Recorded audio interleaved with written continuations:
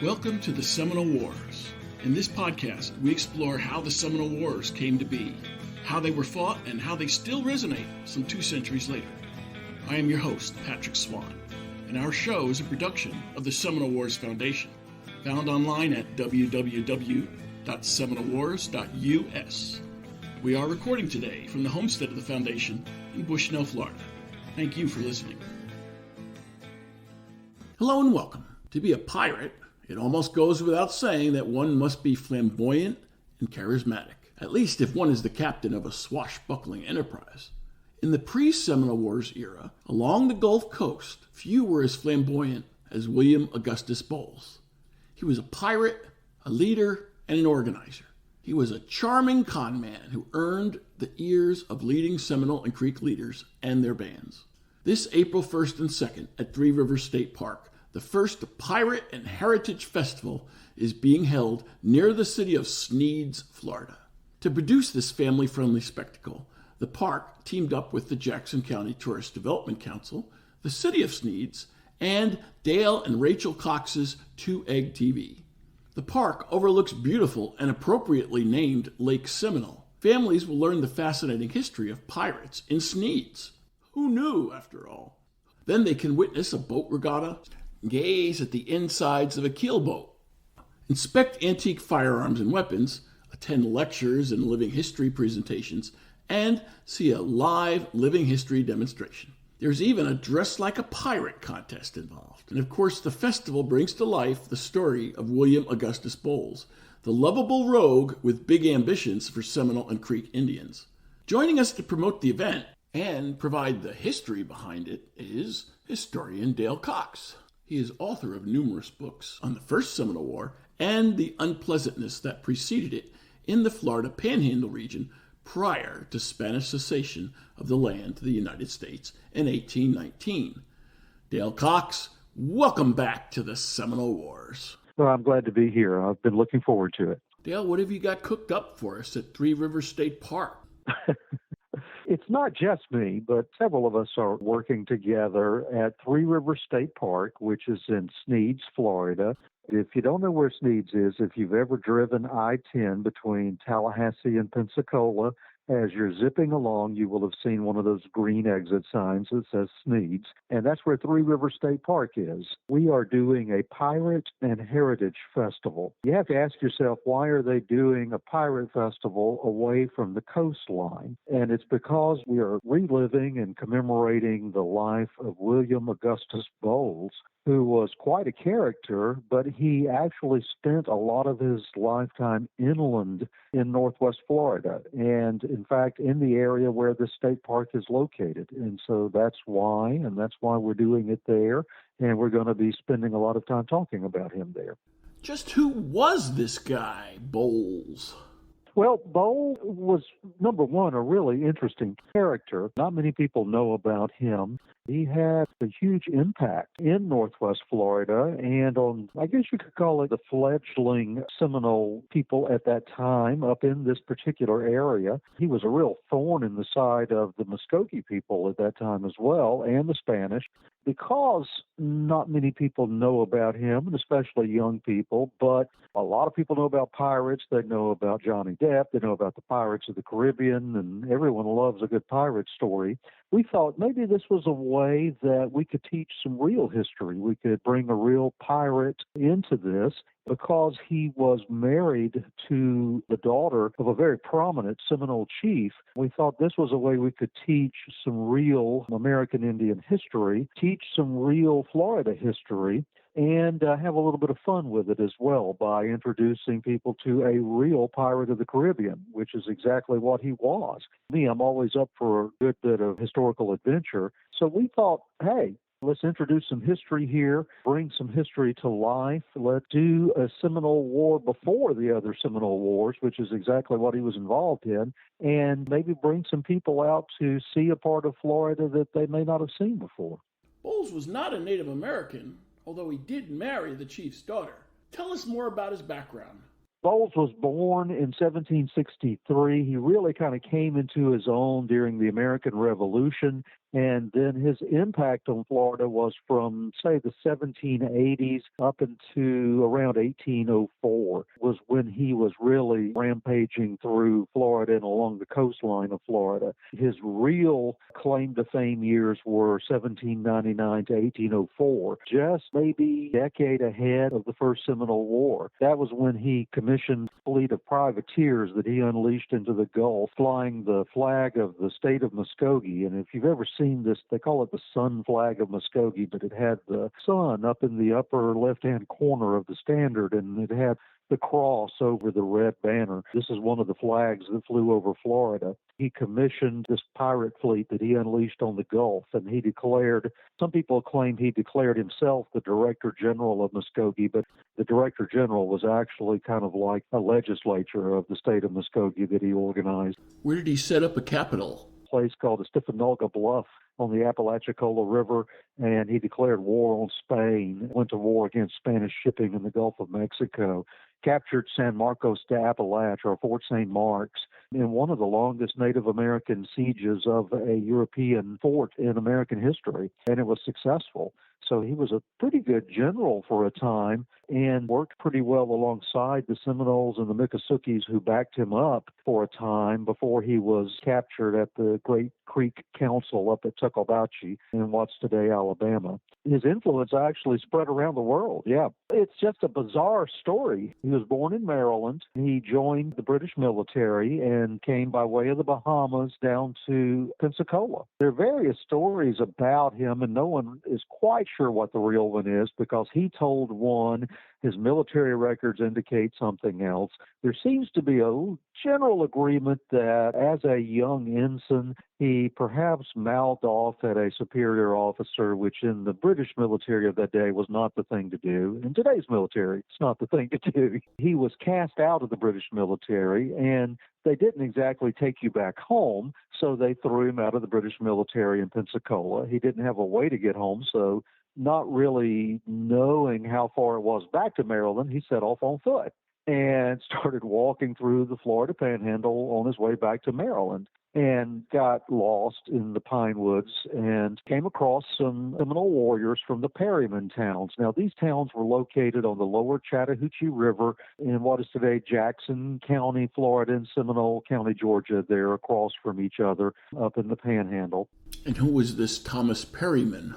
Thomas Perryman was a very prominent Seminole leader at that time. He was the head of the Apalachicola River branch of the Seminoles. They took him home with them. They were on good terms with the British. Thomas Perryman kind of liked this guy. He was a teller of tall tales. Everyone liked to sit around the fires at night and listen to good stories, and this guy could tell good stories. He was a young guy. He was still a teenager, but Perryman liked him. He could paint portraits. He could sing. He could play musical instruments. He was very talented, and Perryman took a shine to the guy. He liked him so much so that he let him marry his daughter, Mary. When you married the daughter of a prominent chief, the Seminole people, as were the Muskogee, were a matrilineal society. That put you in pretty good stead in a Seminole town among the Seminole people.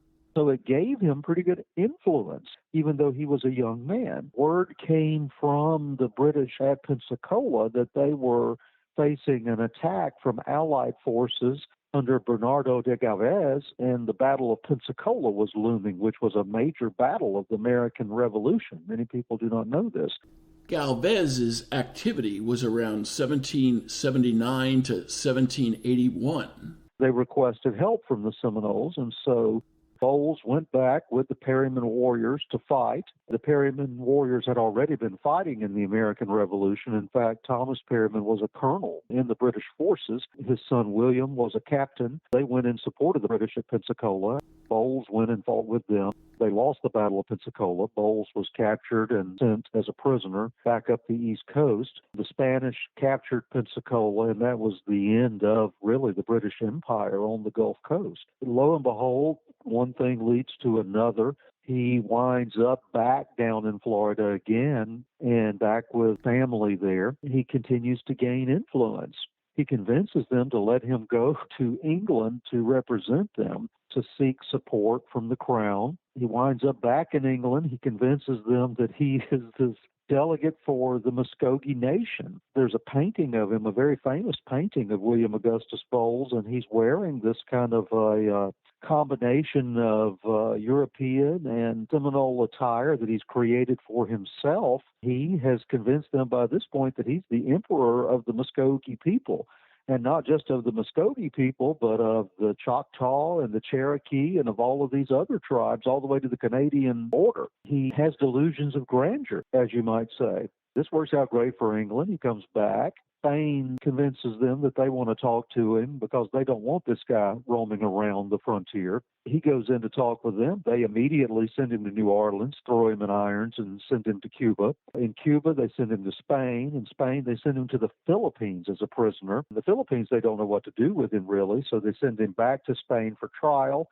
The ship wrecks. He escapes, gets to Africa, makes his way back to England. England at that point is at war with Napoleon. He convinces them that he can take Florida from Spain because Napoleon then has possession of Spain. So they send him on a ship, a warship, back to Florida, and they're going to send an entire flotilla to help him. But then different things happen in Europe. It doesn't happen the way he expects. His warship wrecks on St. George Island off the Florida coast. He makes it ashore. Spain sends warships after him on the Apalachicola River. They almost capture him but fail. He, in retaliation, attacks Fort St. Mark's, captures it. Spain is forced to attack Fort St. Mark's to get it back. That infuriates him. He declares war on Spain, declares the independent state of Muskogee among the Seminoles of Florida, raises his own flag, and the rest is history. Somebody needs to call Netflix and have them order a miniseries about this guy's life. With all his machinations, he reminds me of the Greek Alcibiades, who was a charming rogue as well. But let's put it in black and white terms. Was he a good guy? Was he a bad guy? That all depends on your point of view. Muskogee didn't like him at all because they considered him a con man, and at that time Alexander McGillivray was leader among the Muskogee, and they considered him trying to usurp his powers. The Seminole, it depended on who you talked to. Liked him because he overtook the fort and distributed all the presents that he could get his hands on and ammunition. He was bringing in additional trade goods that Panton and Leslie stores couldn't get. They were going along with him for a while, but then he made a mistake. He threatened his father-in-law. His father-in-law was beginning to question some of what he was doing, and his father-in-law was Thomas Perryman, who was a very powerful chief. When he threatened his father-in-law, that was a big no-no. By threatening his father-in-law, then his father-in-law obviously withdrew his support from him. By this point, Bowles had become little more than a pirate. He was commissioning pirate ships out into the Gulf under letters of marque of the state of Muskogee. His pirate ships were going out and seizing ships on the high seas. Spain was after him. Great Britain was after him by this point out of the Bahamas. By this point, quite a few of the Seminoles were even after him. His own brother-in-law, William Perryman, signed an agreement with Spain to seize him in exchange for 2,000 Spanish silver dollars. He still had some Seminoles allied with him, and in fact, his pirate ships, this is interesting to me, his pirate ships were crewed in a large part by Seminole warriors and by Maroons or escaped slaves and by rogue pirates and sailors from the Bahamas. Many people don't know this, that many Seminoles were quite good in the seafaring business in the time of the late 1700s, early 1800s. They were sailing these schooners on the high seas for Bowles. And in fact, his brother-in-law, William Perryman, had a schooner of his own. The Spanish even gave William Perryman a couple of cannon to help him run Bowles down. There's a lot of different opinions on who he was and what he was. He definitely had delusions of grandeur. He definitely thought he could set up an empire of his own in Spanish Florida. What became of Bowles after he went to the Grand Council of the Creeks in 1804 to present his case?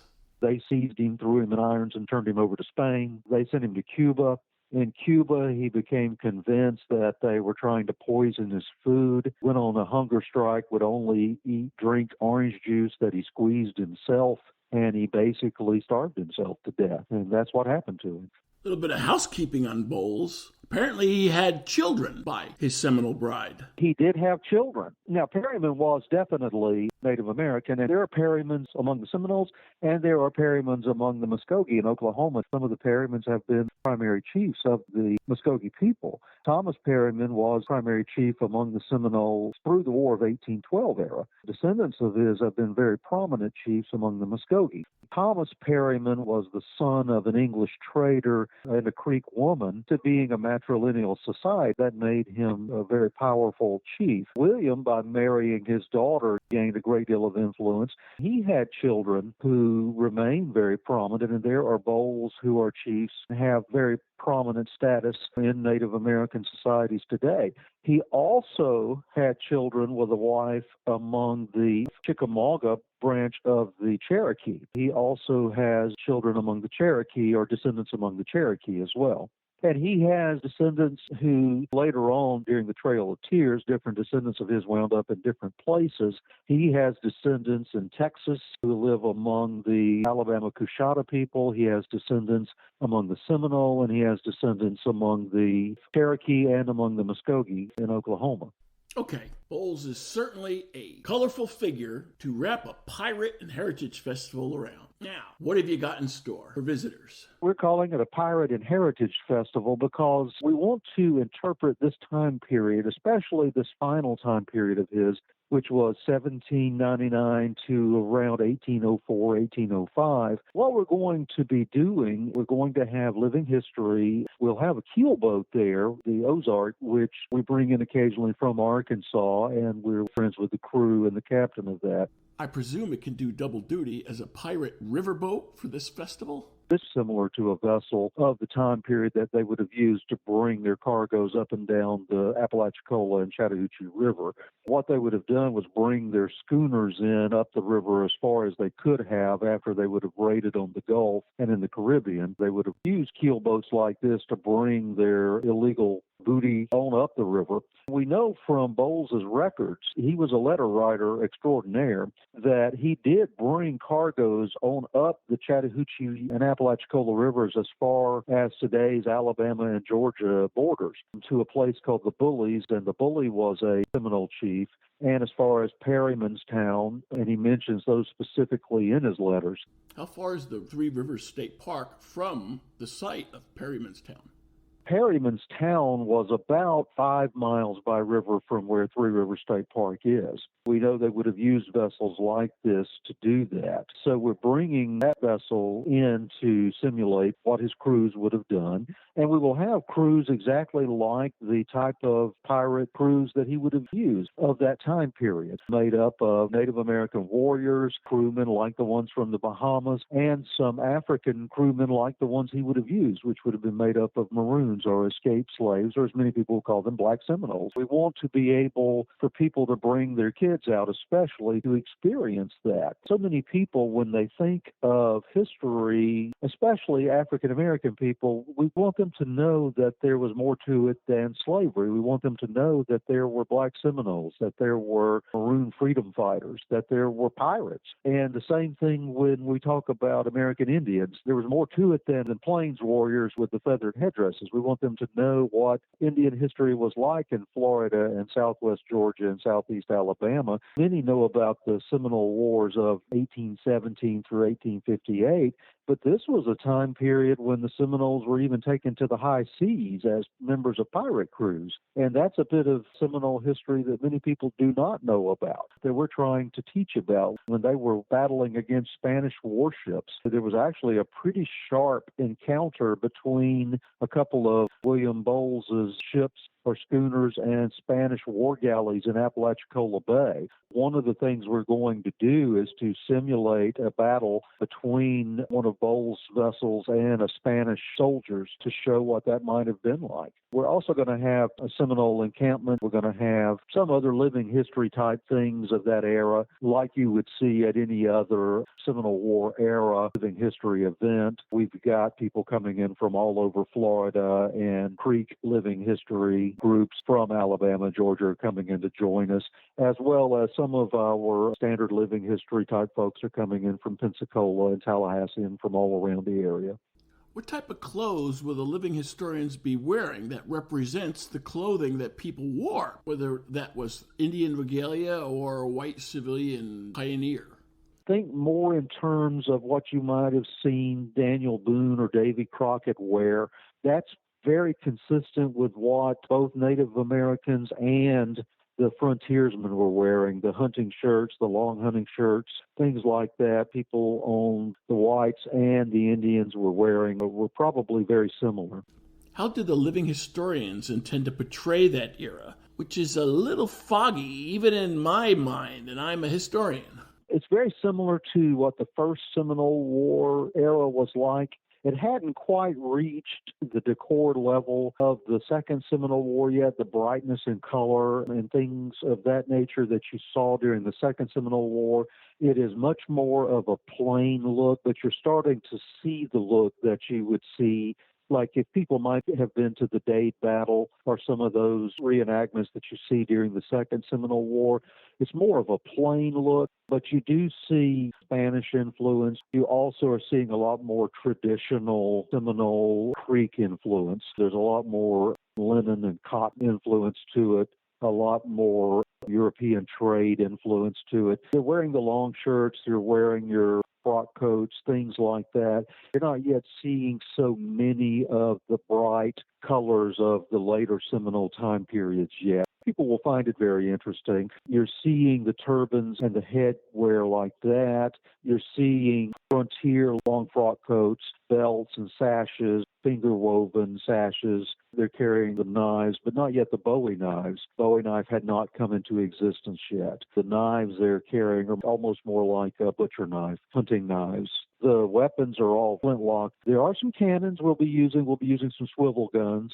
Moccasins are pretty much consistent on both sides. Some boots that the sailors might be wearing. There was more trade going on. The manufacturing, the United States had developed much more manufacturing of its own by the time of the Second Seminole War, so there was a lot more trade available through U.S. manufacturing by the time of the Second Seminole War.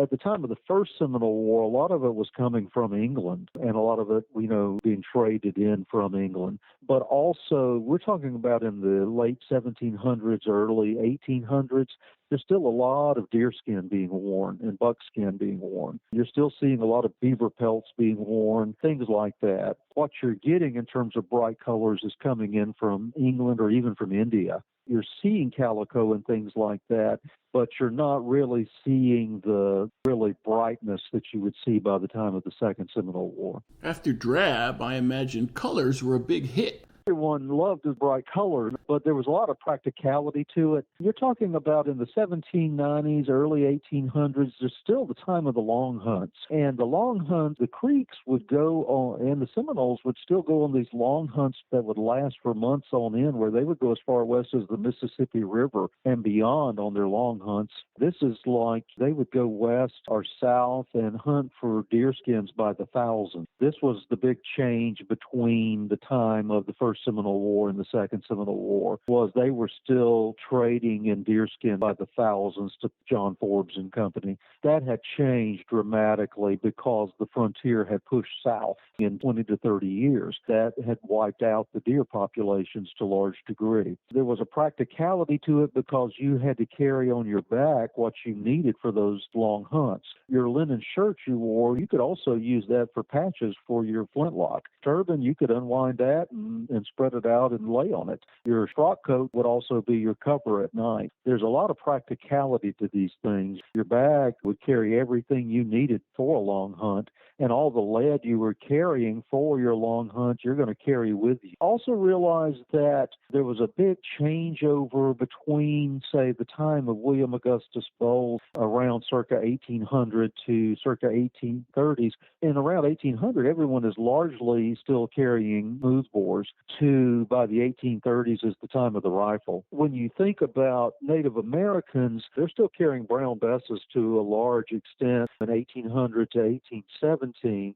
whereas by the 1830s, 1840s, you're carrying rifles. It's a big change in terms of weaponry. There's a big change in terms of clothing. There are dramatic changes in there, and it's things that we don't think about today. Then again, when you look at from the time of the Second Seminole War into the 20th century, there's a big change in terms of Seminole and Muskogee clothing and things. If people look at modern Seminole clothing and the stylistics of it, people look at that and think that's what they were wearing back in the early 1800s, and it's not. That's why I encourage people to get out and go to these events that represent different eras, and they will learn a great deal at them. Go to the Second Seminole War events, go to the First Seminole War events, because you're going to learn so much about these different eras of history, and come to this one because you're going to learn about a completely different era in time. I think we have one that is representing an era that I don't think anyone else really represents. That's what we're so excited about this one, because we're talking about a time when the Seminole were a maritime people. It's interesting to speculate what might have happened had people like Bowles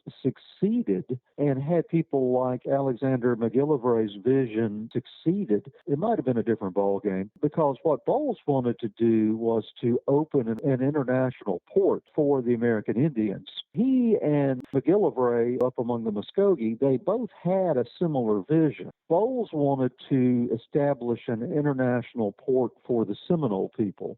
And his vision was that this would be a no-duty port where Great Britain or any nation could come in and trade. This would be free of duties from Spain. His goal was to establish this port, be operated by the Seminole people themselves and not by Spain. And McGillivray, to a degree, had the same vision. He wanted a port where the Muskogee would operate the port. Had he not died young, had Bowles not died young, had someone else risen after them with the power to exert American Indian influence and bring all together and defy the United States on one hand and Spain on the other hand, they may have succeeded and said, hey, we're our own people, we'll run our own port, handle this ourselves, we don't need you to handle this for us. It may have been a different situation. They may have been able to hold back the expanding white frontier.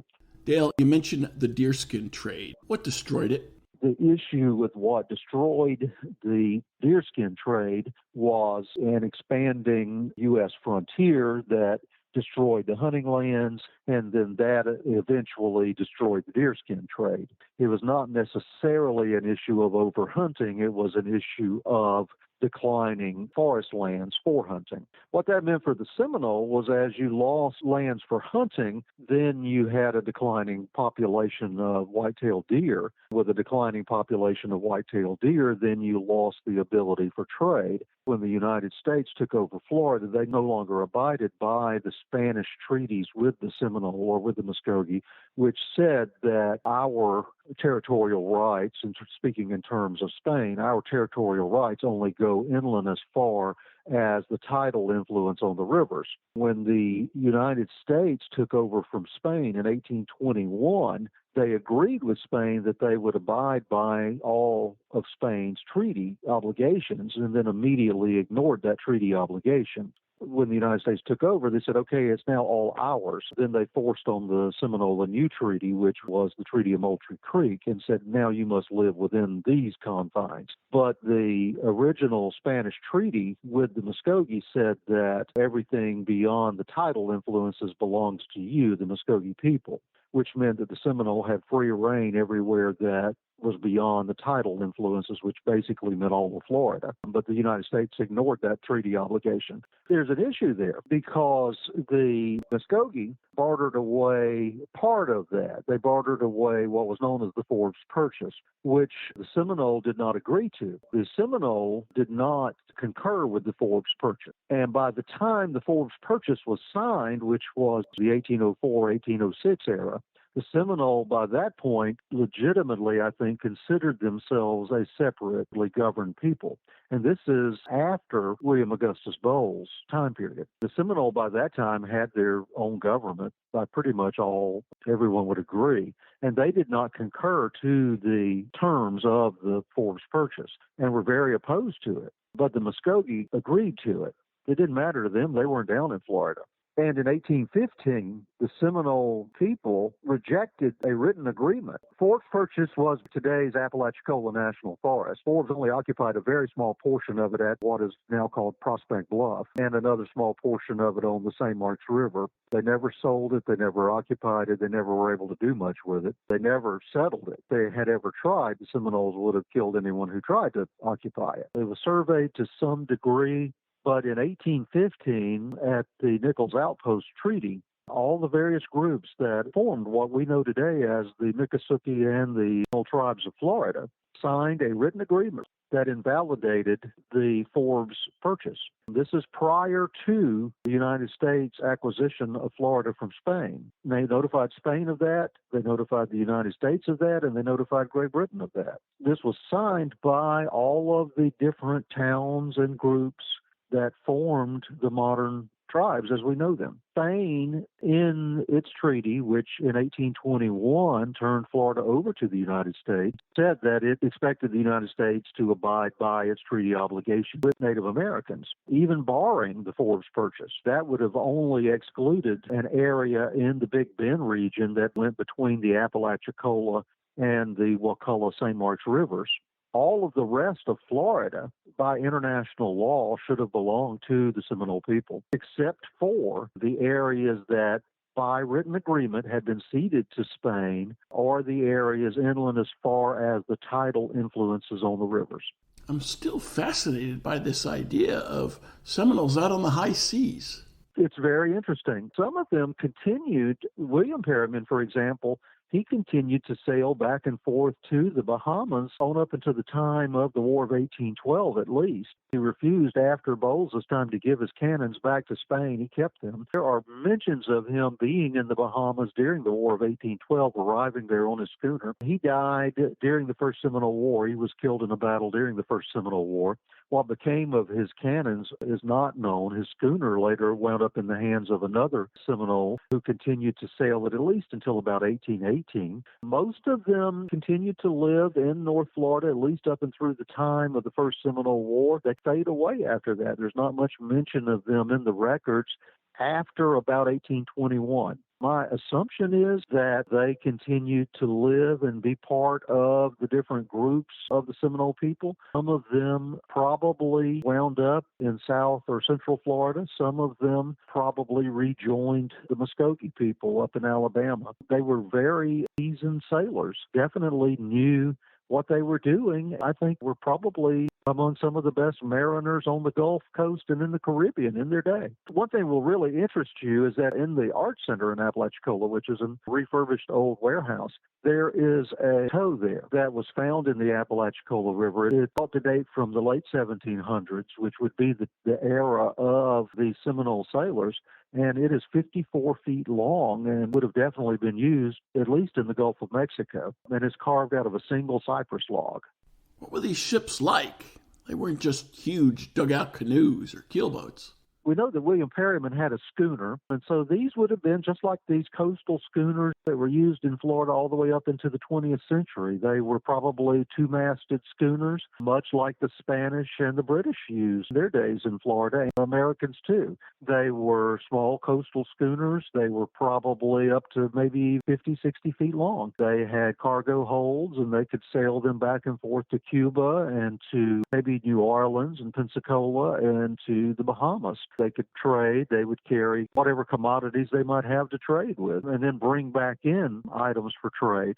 We know that the Perryman family, they ran several trading posts up and down the Chattahoochee and Apalachicola rivers of their own. They would bring back commodities from the Bahamas to trade with their little trading posts that they ran up and down the rivers. We know that when the Creek War broke out in 1813 in Alabama, William Perryman showed up in the Bahamas to request British military aid. That is actually what led to the British military intervention in the Gulf Coast. We know that they would sail down and bring back arms and ammunition when they needed it. We know they would fish in the Gulf and various things. They had a variety of types of vessels. They had little schooners and coastal smacks, they called them, and things like that. So they were pretty active sailors. But we also know that all the way back to early Spanish exploration, they were taking large canoes, and we're talking about canoes on which they could carry 50 or 60 people and sailing across Florida Straits to Caribbean islands. And it was common. They were very good navigators. This is not something that was a recent thing for the Seminoles. We know that the earlier Indians of Florida were navigating across the Florida Straits. Who is Ferris Powell, and what are his contributions to this festival? Ferris is Creek Indian, and Ferris has been long involved for many, many decades in helping to explain what life was like. He was long involved in working with school groups up in Alabama and in the panhandle of Florida. The years have passed by a lot, but he used to participate in the Dade Battle for many years. He works a lot with school groups, and he used to work with the Scouts a lot. He helps to teach about what authentic clothing was like for the Seminoles and the Creeks in the areas kind of up to about the 1830s. He's a master when it comes to making frock coats, making attire for the early Seminole and Creek time periods. Some of the finest frock coats out there are ones that Ferris Powell made. In fact, people pay significant amount of money to get frock coats that he has made. They're just beautiful pieces of work. He's a true artist when it comes to those. He is an expert in teaching people how to make leggings, how to make moccasins, how to do the leather work,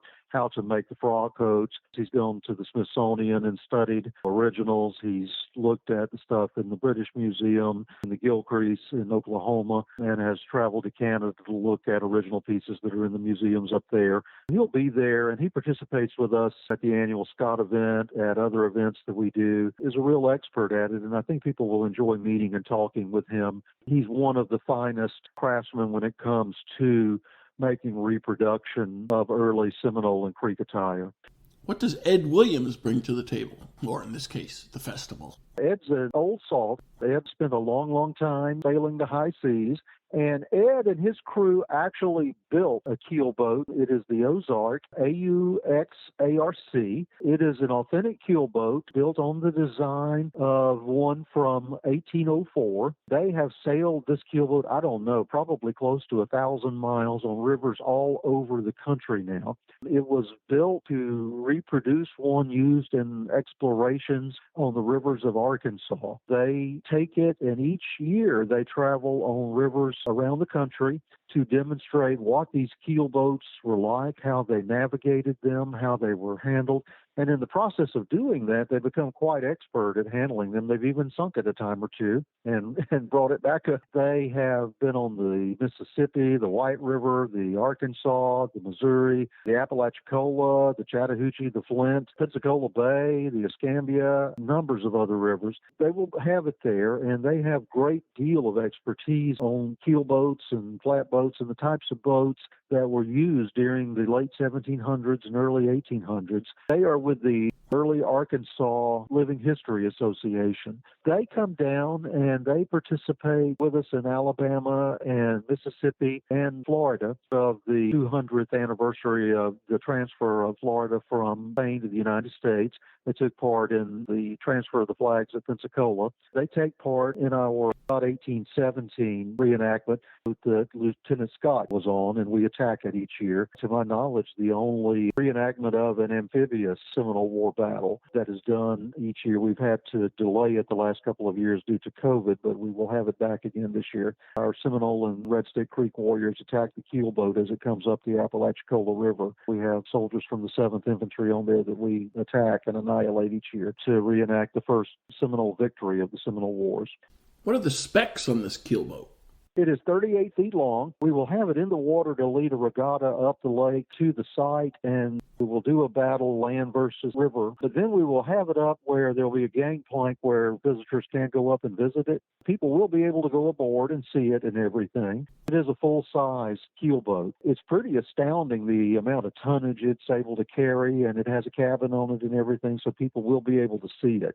What does Terry Lambert offer at this festival? Terry Lambert is a Muskogee. Terry also participates in Living History with us. Terry is a warrior. Terry takes part in a number of Living History events, ranging from Fort Mims to the Scott Battle. I think he goes down and participates in the Dade Battle occasionally. I think Burnt Corn Creek. I know he was at Thunder on the Three Notch. I saw him last year, which is an event that takes part up in Troy. He roams all over to events and to living history events. I've seen him at stomp dances and other things. The same kind of thing. He wants people to learn about culture, helps teach language classes, to teach the Muskogee language, and the same types of things. He wants people to learn a reverence for the land, for the language, and for Native American history. Dale, you are a Native American. How does that inform what you do as a living historian and how you approach these type of events? I am of Yuchi descent. My grandmother was one of the last original people who could speak the Yuchi language. In fact, there were fewer than 24 who could speak Yuchi. She was one of those. Her mother was on the Dawes Roll. There were very few people left who could speak the Yuchi language, as we pronounce it. It was a dying language. There were very few left. My ancestors fought in the Creek Wars. They fought in the First Seminole War, fought in the Creek War of 1836 we call it the Creek War of 1836 to 1848 because it continued that long. Their names were Browns, which the Brown name is still very common among the Muskogee people and among the Seminole of Oklahoma. And I lived for a time out in Oklahoma. There are many my ancestors were Yuchi, and the Yuchi are common in the Seminole of Florida, of Oklahoma, and among the Muskogee. They were present in Bowles' time and later and in more recent times. I've long been involved in researching and studying and writing history, and I got involved in this many years ago. And so I take part in it and have taken part of it here since moving to Florida to try to teach people that, as the Yuchi say, we are still here, which means that they are here in the recognized tribes, but also we want people to know, we want children to know, especially the school kids to know, that as you walk this land, walk it with reverence for the people who were here before you. By having reverence, that means that every day as you walk the land, walk it with a reverence and a remembrance that you're paying honor to the people who walked this land before you did, before you, because it's a special place that you have inherited. And the way to do that is by understanding that there is a rich culture and a rich history here. And that means that you should treat the land with respect, that you should remember the people who came before you, that you should remember the events that took place here, and that you should take care to preserve the special places that are here. And the way you do that is by learning about these events, by learning about the people, and by preserving. And, of course, the Seminole War Foundation is a great way to do that, and we encourage, and I encourage people to join, to learn the history, and to come out to events like this one, like our Pirate and Heritage Festival, or the Scott event, or the Dade Battle, or the other events that you sponsor. It's a great way to learn and then to visit sites that are being preserved, but also to engage in helping to preserve sites yourself. Don't go out and dig things up. Show respect. Learn about the federally recognized tribes, but also just because a site is not owned by a federally recognized tribe, that doesn't mean go out and destroy it. It means show respect. And the way you learn to show respect is by coming out to these events, and that's a first step to learning history. Learning history is not in the past. History is here with us today. We haven't discussed Three Rivers State Park. Tell us about that. Three Rivers State Park was hit just point blank by Hurricane Michael. Hurricanes, unless you, as Floridians know, unless you're dead on hit by a hurricane, you tend to forget about them within a year or two. South Florida people remember Andrew. Hurricane Michael was a Category 5 that hit in the Panhandle in October of 2018. Unless you drive through this area today, it's slipped out of your mind by now. But it just leveled an area of the Panhandle. Every pine tree across about a 50-mile stretch of the Florida Panhandle was snapped off. Three Rivers State Park and Florida Cavern State Park were two state parks in this region. They lost about 90 to 95% of their tree cover as an example of what it did to them. It just leveled these state parks. Three Rivers has rebuilt from this hurricane. It is a beautiful park. It's on high bluffs overlooking a 37,000-acre lake, and it was a real struggle for this park to rebuild. Philip and Jesse have done a tremendous job, park manager and a ranger there at the park, of rebuilding, and it's a beautiful place. And even though it lost a lot of tree cover, they've replanted the trees, they've built trails, and it's on these high bluffs, and you have this beautiful view of the sparkling blue lake out there. This is going to be the first really big event since the hurricane hit this park. What we're trying to do is to bring in a large crowd of people to see what this park is now that it's been rebuilt since the hurricane. It's a chance for people to come and see the new Three Rivers State Park, to enjoy it, to enjoy something that it wasn't before, which is now from these high hills, which you normally don't get in Florida. You can see this magnificent view of this lake, and it really is like looking across a bay out there. You're high up, you got this beautiful breeze coming off this lake. We're going to have a boat regatta out there, which you don't normally get in inland Florida. We're going to have history on these high hills overlooking the lake. We're going to have a festival with live music and, of course, history and a battle and all of that. We're also going to have food and crafts and vendors and all kinds of things. It's also a chance to get out and explore the mountain bike trails and hike some trails that kind of will prep you for the Appalachian Trail if you're into that kind of thing. There's a great RV hookup type campground there, kind of place where you can launch a boat, get out and explore a massive lake that borders 3 states. We also are going to unveil our documentary on William Augustus Bowles, a lot of other things. So it's a great time to come and see a part of Florida you might not have seen before. And if you want to make a weekend of it, you can also visit Florida Caverns, which is only about 15 minutes away, and it's the only public tour cave in Florida, so you can go see that as well. 10 minutes away is Chattahoochee River Landing, which is the Scott battlefield, which is a Seminole War battlefield, and there are restored Native American mounds there and all kinds of things you can do right in the immediate vicinity. Dale, how do you find out more? It's on Facebook, Pirate and Heritage Festival, and it's a Facebook site that is open to everyone. You don't have to be a member of Facebook to see it. It's also going to be on the state park page, so if you go to floridastateparks.com, you'll be able to get the information right there on the Three Rivers State Park page. Dale Cox, once again, thanks for joining us for the Seminole Wars. Absolutely. I've had a great time. If you enjoyed this show, please take a moment to like us on Facebook at Seminole Wars Foundation. Leave a review on iTunes or your favorite podcast provider. Your reviews and comments help new listeners discover us and help us keep the show going. Visit our website at www.seminolewars.us for blogs, articles, news, books, events, membership information, and how to subscribe to this podcast. We'll be back soon with a new episode of the Seminole Wars Podcast. The Seminole Wars Foundation is a 501c3 nonprofit organization dedicated to preservation, education, and publication of Seminole Wars history throughout the state of Florida. This podcast is copyrighted the Seminole Wars Foundation 2022. All rights reserved. Front bumper music, The Devil's Garden, Roast 'em, provided by kind permission of Reedy Youngman. Back bumper music, Second Seminole Win, by Jed Merrim and Ricky Pittman, courtesy of Ricky Pittman. All rights reserved.